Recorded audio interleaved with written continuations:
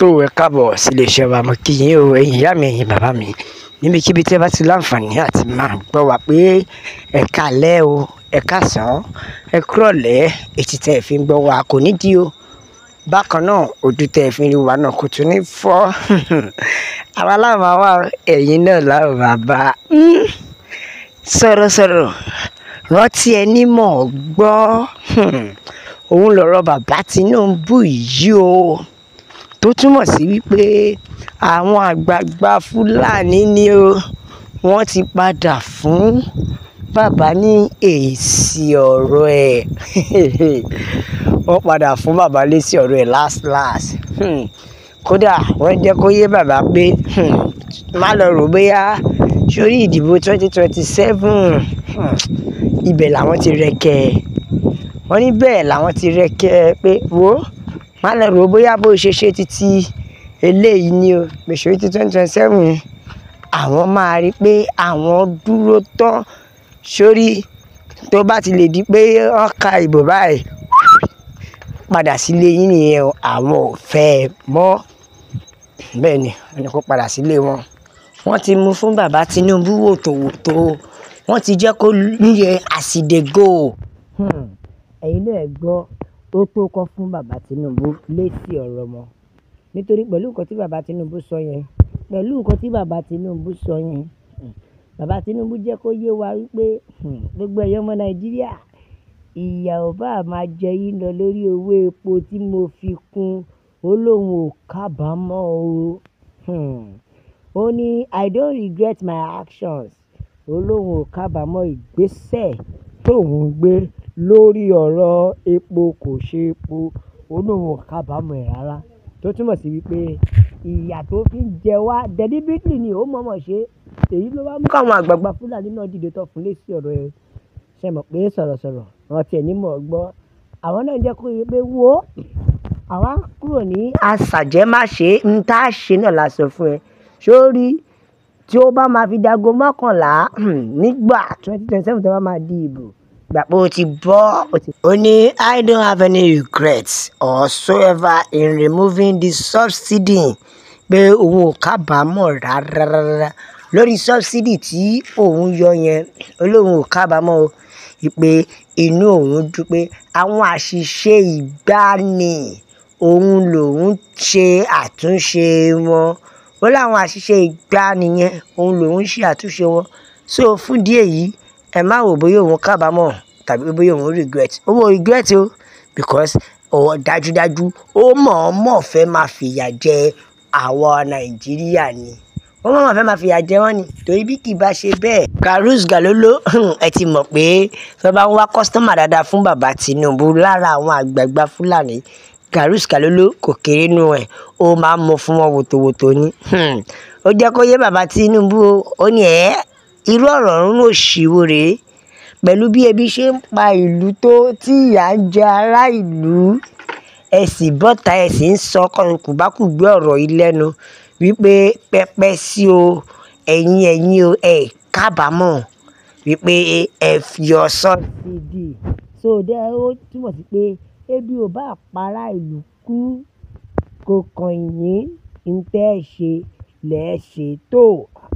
àwa náà ni ẹ mọ̀ ṣe ń tẹ́ ṣe o àwa náà ti jókòó dè yín àti rẹ́kẹ́ dè yín wípé ń tẹ́ ṣe yẹn àwa náà ti mọ̀ ń tá ṣe. wọ́n jẹ́ kó yé wa ní o wípé ohun tó bá fi lè mú ẹ tó fi sọ wípé o rìgírẹ́ẹ̀tì àwa náà ò ní regret láti lè ṣe kíni láti yọ yín wọ́n ní àwa náà ní regret láti yọ yín o nítorí pé ebi ń pa ará ìlú ìyà ń jẹ ará ìlú ẹ̀yin sọ pé ẹ ò regret dájúdájú ìyà yẹn ń wù yín kẹ́ ẹ máa fi jẹ ọmọ Nàìjíríà kọ̀ọ̀ràn kó jẹ́ kí bàbá Tinubu fi sùúrù sọ pé gbogbo ọmọ Nàìjíríà kò ṣe bẹ́ẹ̀ o báyìí kàṣà báyìí káwòdì wípé nǹkan báyìí ló fà o nǹkan báyìí ló ṣẹlẹ̀ tó fi di wípé mo fi yọ subsidy ṣùgbọ́n kọ̀ọ̀ràn kó jáde kó sọ̀rọ̀ tútù torí Yorùbá sọ pé ọ̀rọ̀ tútù ló máa ń yọbì lápò kọ̀ràn kò sọ̀rọ̀ tútù bàbá Tinubu tún dúró lé wọn lórí dìní ó ń dúró lé ọmọ Nàìjíríà lórí pé òun ò kábàámọ̀ ẹ̀wẹ́ wọ́n ti sọ pé àwọn náà ní kábàámọ̀ tá a máa fi. wọ́n ní kódà ó ṣeé ṣe kó má jẹ́ pé bàbá Tinubu lè má wọ election 2027 o. ẹ wo ìyá mi bàbá mi Yorùbá nation la fẹ́ òmìnira ilẹ̀ Yorùbá òun ló jẹ wá lógún o. ẹ wò ó ẹ jẹ́ ká ka àtẹ̀jíṣẹ́ àwọn èèyàn ẹ jẹ́ agbọ́n tí àwọn ènìyàn sọ. Yorùbá nation la fẹ́ òmìnira ilẹ̀ Yorùbá òun ló jẹ wá lógún. Yorùbá nation no going back. bẹ́ẹ̀ ni o no going back. Tinubu kò lè kó bá wa o. bẹ́ẹ̀ ni nítorí àwa gan ṣetán àti ṣe kíni láti kúrò nínú Nàìjíríà yìí tó tiẹ̀ ti sú wa a ò ṣe mọ́. Yorùbá nation la fẹ́ bẹ́ẹ̀ ni ẹ fún wa lómìnira wa no going back. Yorùbá nation is the best solution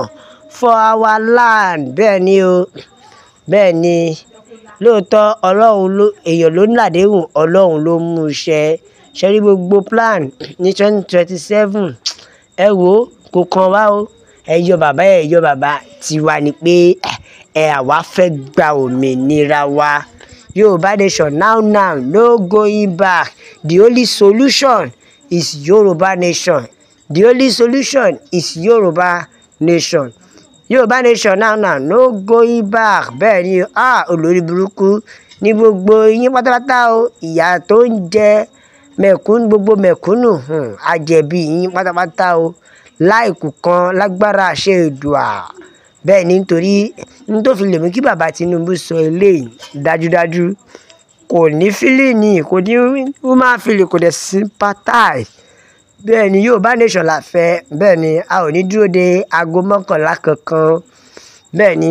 a dúró de ìgbà tí àwọn Fúlàní dá àwa gan alára gan àwa gan ti ṣetán àti lọ. bẹ́ẹ̀ ni kí gbogbo ẹ̀ dàrú kí oníkálukú gba oko bàbá rẹ̀ lọ. bẹ́ẹ̀ ni oníkálukú gba oko bàbá rẹ̀ lọ. Yorùbá nation la fẹ́ òmìnira ilẹ̀ Yorùbá òun ló jẹ wá lógún. nǹkan tẹ́ ń sọ pé ẹ fẹ́ ṣe yẹn tẹ̀yìn àti Fúlàní nìyẹn o. ṣùgbọ́n Yorùbá